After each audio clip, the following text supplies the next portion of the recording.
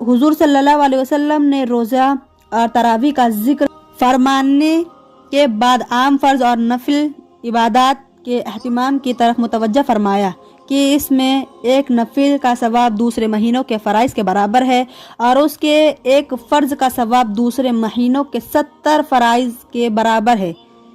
इस जगह लोगों को अपनी अपनी इबादत की तरफ भी ज़रा गौर करने की ज़रूरत है कि उस मुबारक महीने में फ़राइज़ का हमसे किस कदर अहतमाम होता है और नवाफिल में कितना इजाफा होता है। फ़राइज़ में तो हमारे अहतमाम की ये हालत है कि खाने के बाद सोते हैं तो अक्सर सुबह की नमाज कज़ा हो गई और कम अज़ कम जमात तो अक्सरों की फौत हो ही जाती है। गोया सहर खाने का शुक्रिया अदा किया कि अल्लाह के सबसे ज़्यादा मुहतमी बिशान फ़र्ज को या बिल्कुल क़ज़ा कर दिया या कम अज़ कम नाकिस कर दिया। ये बग़ैर जमात के नमाज पढ़ने को अहले उसूल ने अदाए नाकिस फरमाया। और हुजूर अकरम का तो एक जगह इरशाद है कि मस्जिद के करीब रहने वालों की तो गोया नमाज बग़ैर मस्जिद के होती ही नहीं।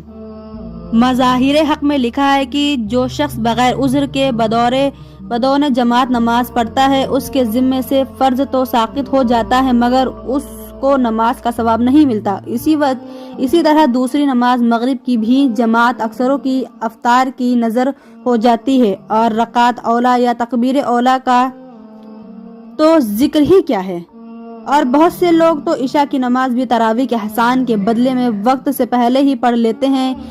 ये तो रमज़ानुल मुबारक में हमारी नमाज का हाल है जो अहम तरीन फ़राइज़ में है कि एक फ़र्ज के बदले में 3 को ज़ाया किया। ये 3 तो अक्सर हैं और वरना ज़ोहर की नमाज, कैलुल्ला की नज़र और असर की नमाज इफ्तारी का सामान खरीदने की नज़र होते हुए आँखों से देखा गया है। इसी तरह और फ़राइज़ पर आप खुद गौर फरमा लें कि कितना अहतमाम रमज़ानुल मुबारक में उनका किया जाता है और जब फ़राइज़ का ये हाल है तो नवाफिल का क्या पूछना। अशराक और चाश तो रमज़ानुल मुबारक में सोने की नज़र हो ही जाते हैं और अव्वलीन का कैसे अहतमाम हो सकता है जबकि अभी रोज़ा खोला है और आइंदा तरावी का सहम है और तहज्जुद का वक्त तो है ही, ऐने सहर खाने का वक्त, फिर नवाफिल की गुंजाइश कहाँ। लेकिन ये सब बातें बेतवज्जोही और ना करने की हैं कि